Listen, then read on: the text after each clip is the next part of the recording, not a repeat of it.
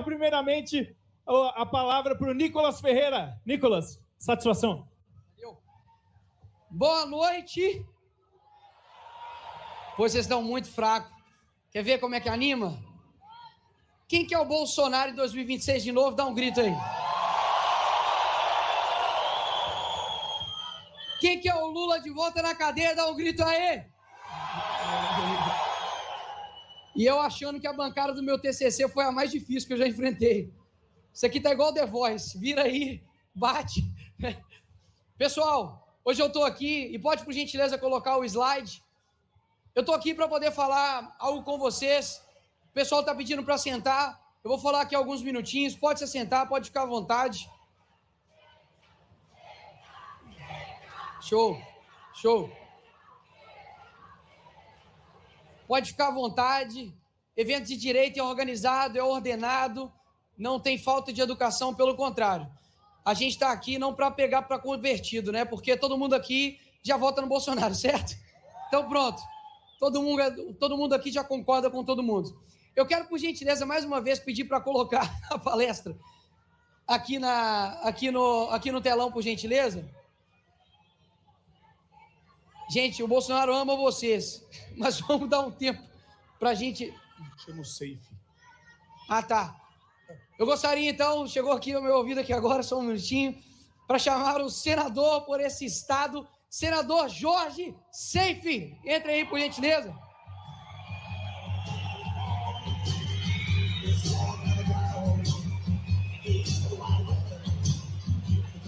Pronto. Agora, pela terceira vez, deve ter um petista aí no slide, que não está colocando meu slide. Se puder colocar, por gentileza, assim, sem pressão. Só tem a Michelle, o Bolsonaro, o Jorginho, o Tarcísio aqui vivendo, mas fique em paz. Eu tô super tranquilo. Quê? Não tá indo, pô. Quem tiver aí, coloca por gentileza, tá aqui, ó, tô vendo, ó. Clica no 1, isso, é o primeiro número. Clica aí, ó, 1, tá escrito 1.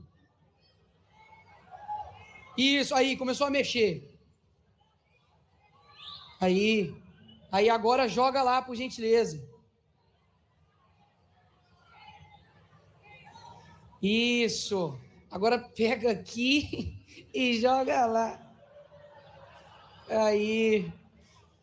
E vocês estão bem? Sim, frio, né? Frio. Pois é, graças a Deus. Essas horas, assim, eu particularmente, eu nunca enfrentei isso, eu não sei o que eu faço. Sabe?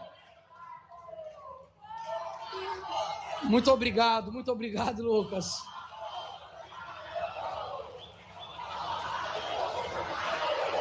Ai.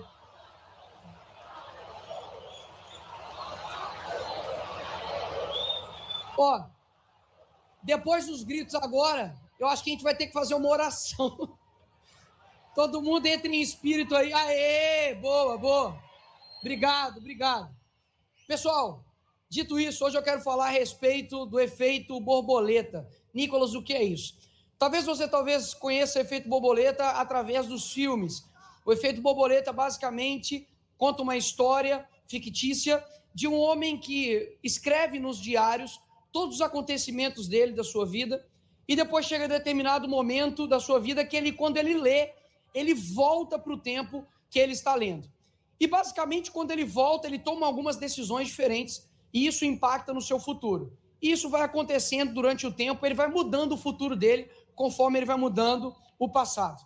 E hoje eu quero aqui falar do efeito borboleta, que muitos também podem conhecer como o da lagarta, né? Que vem uma lagarta, depois vem o casulo e depois vem o quê? Vem a borboleta. Opa, não, essa daí não. A borboleta não, pô. É a outra borboleta, pronto. Outra borboleta, calma. Teve um erro aí agora. E a borboleta. Talvez vocês conheçam este efeito borboleta, mas não é desse efeito borboleta que eu estou querendo dizer. O efeito borboleta que eu estou querendo dizer é o que foi descoberto em 1960 pelo Edward Lorenz. E ele diz o seguinte, presta atenção, quem falar agora é petista. Diz o seguinte, de que análise de como pequenas alterações nas condições iniciais de grandes sistemas podem gerar transformações drásticas. Ele era um matemático e um meteorologista. E ele viu o seguinte, olha, vou fazer aqui uma suposição de um clima e vou alterar alguns decimais, para baixo ou para menos. Será que isso vai dar algum efeito? E ele via que isso mudava absolutamente tudo lá na frente nos padrões climáticos, ou seja, pequenas alterações nas condições iniciais de um grande sistema pode gerar transformações drásticas. E aqui eu quero passar algumas desses exemplos de que mudanças pequenas no rumo da história de alguém fez grandes diferenças. O primeiro diz respeito na era do futebol, por exemplo. Na época, o Real Madrid, ele estava com uma estrela, que era o Beckham, e nisso o Barcelona queria contratar o Beckham, mas aí o Manchester, né, tinha o Beckham, e aí o Barcelona queria contratar o Beckham. E aí o que ele fez? Ele não conseguiu, o Real Madrid foi lá e deu um chapéu e trouxe o Beckham para o Real Madrid. O Ronaldinho iria para o Manchester, só que o Ronaldinho agora era a segunda opção do Barcelona. E aí o Ronaldinho foi parar no Barcelona.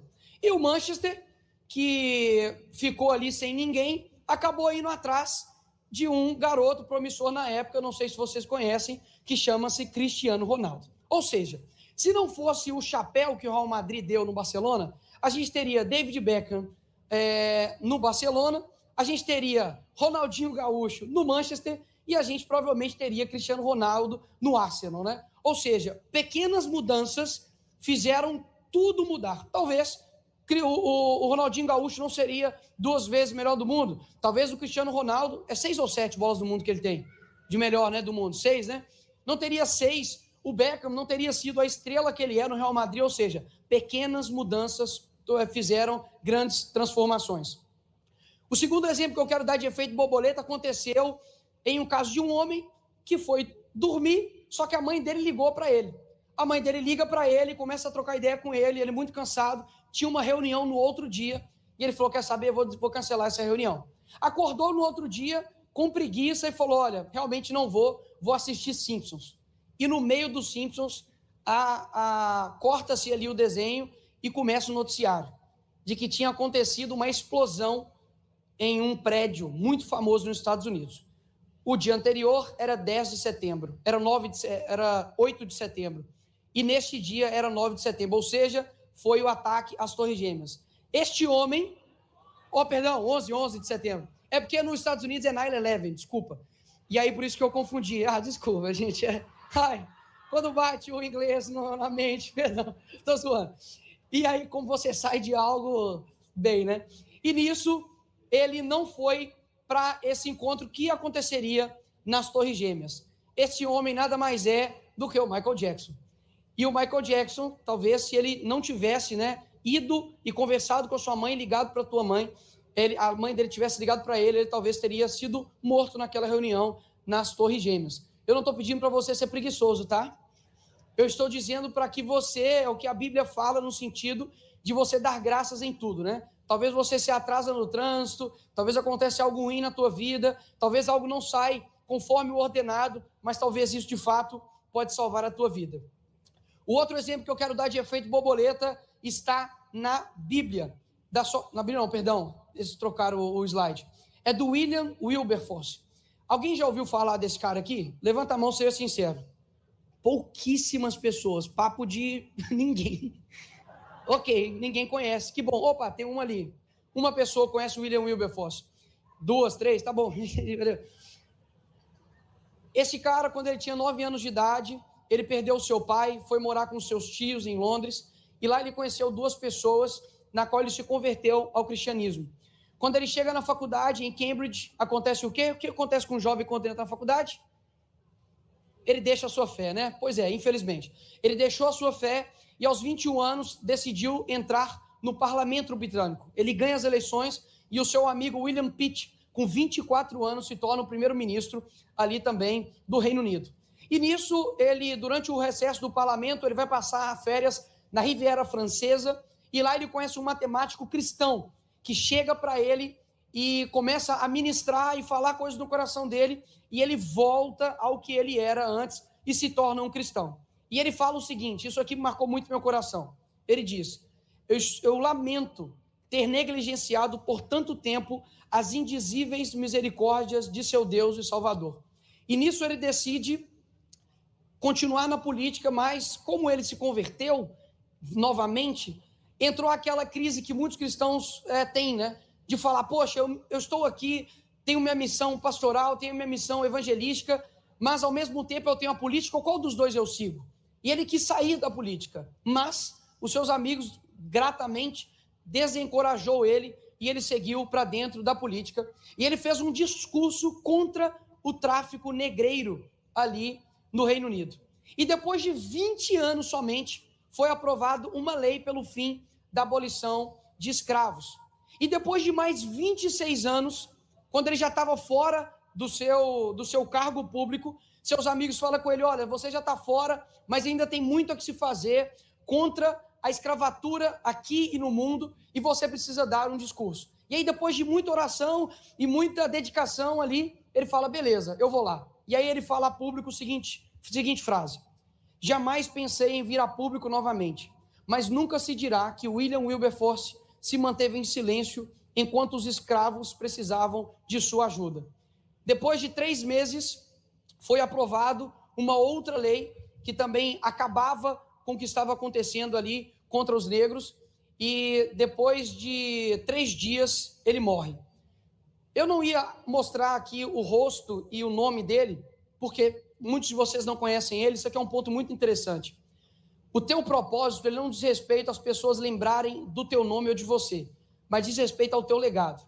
Tem muita gente que só quer fazer o propósito quando ele é lembrado, e isso vai fazer com que você não alcance seu objetivo. Hoje, o tráfico negreiro e a abolição da escravatura, tanto no Reino Unido, nas suas colônias e no mundo, se dá graças a um cara que você nem conhece. Isso sim, de fato, é cumprir um legado e cumprir o propósito. É deixar o seu eu para baixo e entender que o seu propósito vai alcançar pessoas que você nem tem ideia que um dia poderá ser alcançado. Isso sim é um efeito borboleta de uma pequena decisão que ele tomou. Imagina, ele fala, não, quer saber? Não quero ser político. Eu vou dedicar a minha vida aqui, enfim, pastoral ou algo do tipo. Ele teria ali uma crise de identidade, não faria o que fosse necessário dentro da política e nós perderíamos aí talvez uma luta contra a escravatura, não somente no Reino Unido, mas também no mundo. Nós temos um caso de efeito borboleta também na Bíblia. Esse que está ali é Estevão. Estevão, ele foi apedrejado por amor a Cristo, e ele, no momento que ele estava sendo apedrejado, ele pede perdão, ele fala, Senhor, perdoa eles que estão fazendo isso daqui, e ele sorri ao Senhor e pede para que o Senhor leve ele para as alturas, porque obviamente ele estava sendo apedrejado. Mas sabe uma coisa, talvez você não reparou nessa história, talvez você tenha 10, 20, 30 anos aí de cristão, você nunca viu, que tinha um cara que estava vendo o sacrifício dele. Quem era esse cara? Era esse cara, era Saulo na época. Saulo, que era um inimigo dos cristãos, ele não somente perseguia. Hoje nós temos pessoas, nós sabemos, não preciso falar o nome, que perseguem pessoas, cristãos, pessoas de direita conservadoras. Mas nesta época, não era somente, talvez, uma perseguição porque na época não tinha, né? De bloqueio de redes, de censurar, de multa, não. Nessa época, era morte. Matavam-se as pessoas. E neste momento estava ali Saulo. E Estevão deu um excelente exemplo para nós, que eu sei que é muito difícil. Talvez aqui ninguém nunca tenha feito isso e se fez, meus parabéns. Você está sendo um cristão de verdade. E você precisa aprofundar nisso para você não cair digamos, em uma profundidade intelectual que seja muito rasa. A Bíblia pede, sabe para quê? Para a gente amar os nossos inimigos. E tem uma história, e você pode pesquisar aí no seu celular, de um cara que entrou dentro de uma escola, matou várias crianças, adolescentes, um monte de gente. No julgamento dele, os pais foram lá e começaram a falar com ele, né? Você é um demônio, você é um assassino, você acabou com a minha vida, etc, etc e tal. E ele ficou lá estático, um psicopata estático. Daí vem um senhorzinho de barba branca e fala com ele assim, olha, todo mundo aqui falou o que o meu coração desejava falar, mas hoje eu vou exercer aquilo que mais difícil que eu já fiz em toda a minha vida, que é obedecer a Cristo, que é amar meus inimigos. Portanto, eu te perdoo. Nessa hora, o cara simplesmente caiu em lágrimas e um psicopata começou a chorar diante da demonstração de amor com ele. O que eu quero dizer com isso? Não estou dizendo para você ser omisso, não estou dizendo para você não lutar contra os seus inimigos, mas posso dizer algo para você? A única maneira que nós temos, muitas das vezes, de derrubar o nosso inimigo, sabe, de dar um tapa de luva nele, é demonstrar que nós somos diferentes deles. Quantas vezes, isso aqui eu não vou falar quem, com quem, quando, onde, mas quantas vezes eu já tive a oportunidade de, dentro do meu coração, eu querer acabar com aquela pessoa no privado, falar com ela, olha, você está fazendo isso e aquilo. E na verdade, o meu coração estava querendo dizer isso. Mas algo que está dentro de mim, que na verdade é a parte boa que eu tenho, porque nós não somos bons. Eu acredito que a parte boa em mim, você acreditando ou não, é o Espírito Santo. E nisso, quando eu comecei a falar, eu falei, cara, esse cara precisa de algo que ele não tem, por isso que ele é assim. E comecei a falar de Jesus para ele. Posso falar algo para vocês? O nosso sacrifício, no momento quando nós estamos exercendo ele, talvez vai parecer loucura. João Batista, ele perdeu a cabeça porque ele estava falando mal e estava denunciando o rei Herodes na época. Foi por questões políticas. A mulher dele pediu a cabeça dele na bandeja. E ele morreu. Eu tenho certeza que na época alguém falou assim, João Batista, pega leve, você vai ser preso. João Batista, segura, você vai ser morto. João Batista, moderação e prudência, João Batista. Né? Coloca um sapatênis e, sabe, seja moderado, né? Seja direita limpinha. Você é muito extremista, João Batista. Sabe o que aconteceu? Ele tinha uma certeza tão grande de quem ele era, de que no momento eu tenho certeza que João Batista foi considerado maluco, louco. Quem que afinal de contas vai achar que uma morte vai levar algo bom para alguém? E hoje eu estou falando aqui em Balneário Camboriú, Santa Catarina, de João Batista. Posso falar algo? Eu não estou falando de ninguém aqui, daqueles que criticaram João Batista. Sabe por quê? Porque ninguém lembra deles. Porque eles não fizeram nada de fato que impactaram um efeito durante décadas e anos para eles serem lembrados. Porque o sacrifício de um hoje fortalece o coração do outro. Ou seja, quando você está numa luta que não há sacrifício, a sua luta está errada. Se você é um cara de direita, conservador, cristão, em que você não tem inimigos, que todo mundo te ama, em que está muito fácil só encaminhar um vídeo para o seu filho, você não está fazendo sacrifícios. E sem sacrifícios é impossível você estar alcançando o seu propósito. E por fim, um efeito borboleta dentro da política. Eu não sei se vocês conhecem esse garotinho aqui. Eu não sei, está segurando. Calma, só ali mesmo, por enquanto. Aqui. Está segurando uma traíra ali. Depois eu vou perguntar o nome dessa traíra. Essa foto foi aonde, presidente? Ribeira, São Paulo, em 1960? 1960. Eu não sei se vocês conhecem esse cara aqui. Com a sobrancelha de fita isolante. Mas bonitão, garanhão. Garanhão. E por fim, o último, né, estágio aqui, bonitão, galegão, dos olhos azuis, né? Ok. Agora eu quero perguntar algo para vocês.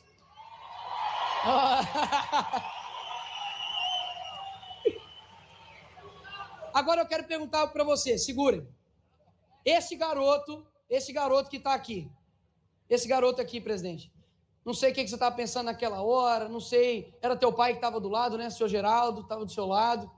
Nesse dia, o senhor imaginou que o senhor se tornaria presidente da República? Seja sincero. Não.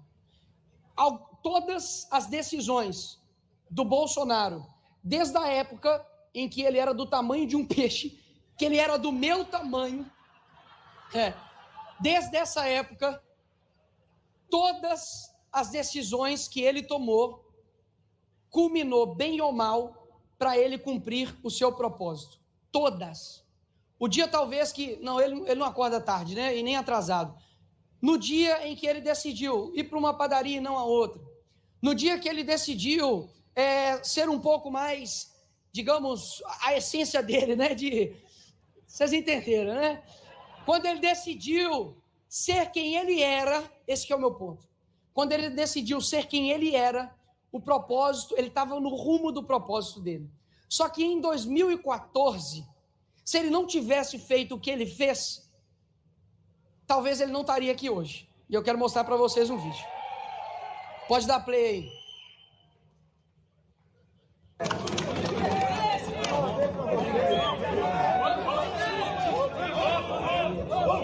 Nós temos que mudar esse Brasil, tá ok? Alguns vão morrer pelo caminho, tá? Mas eu estou disposto, em 2018, seja que Deus quiser, tentar jogar para a direita esse país.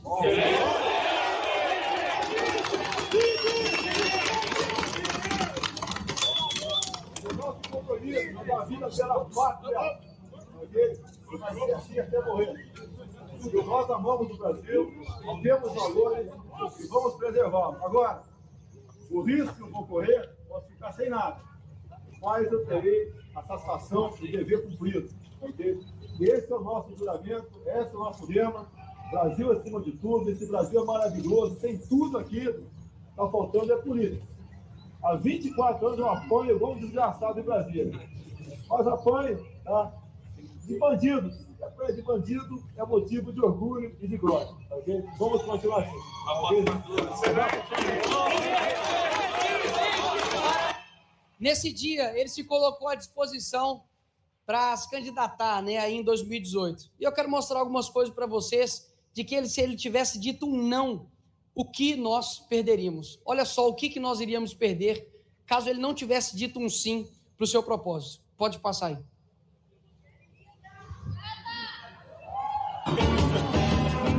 É só você não estuprar, não sequestrar, não praticar latrocínio que tu não vai pra lá, porra. Acabou. Tem que dar vida boa pra aqueles canalhas. Desculpa, que eles fodem nós a vida toda. E daí que nós, trabalhadores, vamos manter esses caras.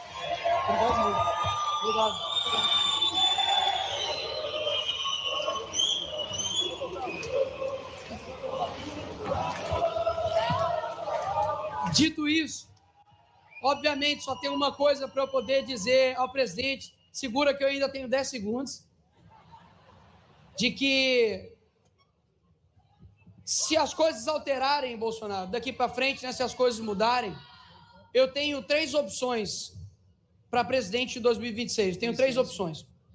Primeiro, Jair. Segundo, Messias. E terceiro, Bolsonaro.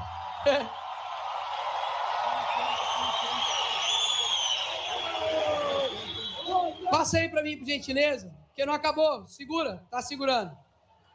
A única coisa A única coisa que eu quero que vocês entendam aqui, e eu estou finalizando, é o seguinte.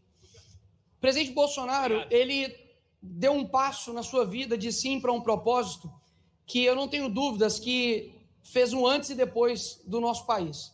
A gente perderia motocicletas, eu nem sabia que era isso. A gente perderia todos os momentos em que a gente olha um vídeo dele e fala assim, é isso, presidente, obrigado. Eu nunca achei que um presidente chamaria o Lula de ladrão num debate. E quando ele fez, meu irmão, eu soltei foguete e falei, cara, é isso. Por quê? Porque ele sabia quem ele era. E, por fim, tem uma pessoa que não só mudou o Brasil, né? Ele dividiu o mundo antes e depois dele. Ele veio aqui, ele morreu, ele ressuscitou no terceiro dia, e depois disso, ele se tornou a pessoa mais influente do mundo, ele é o autor, né, mais lido do mundo, ele é a imagem mais popular do mundo, e essa pessoa, ela fez um sacrifício gigantesco, e sem ela nós não teríamos vida, sem ela nós não teríamos propósito, e eu quero aqui rapidamente contar algo para poder elucidar que sem esse daqui que está na tela, nós absolutamente não seríamos ninguém.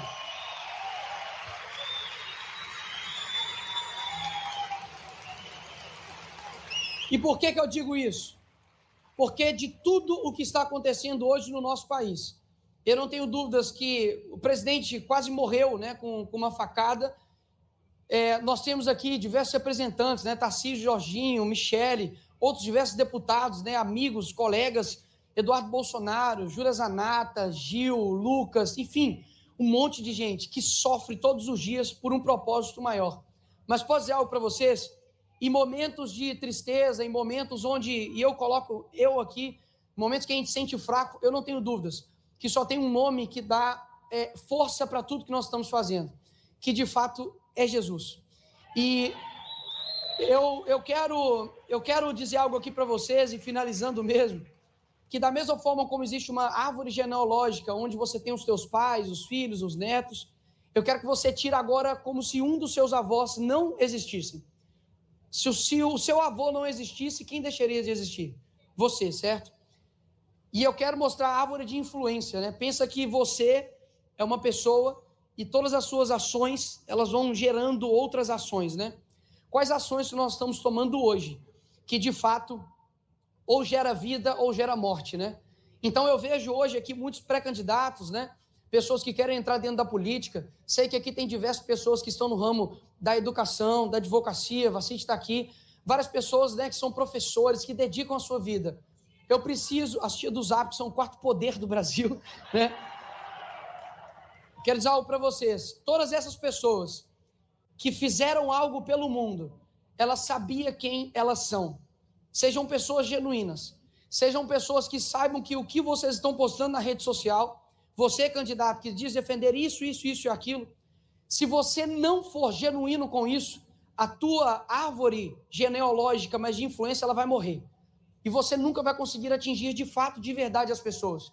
Não ache que...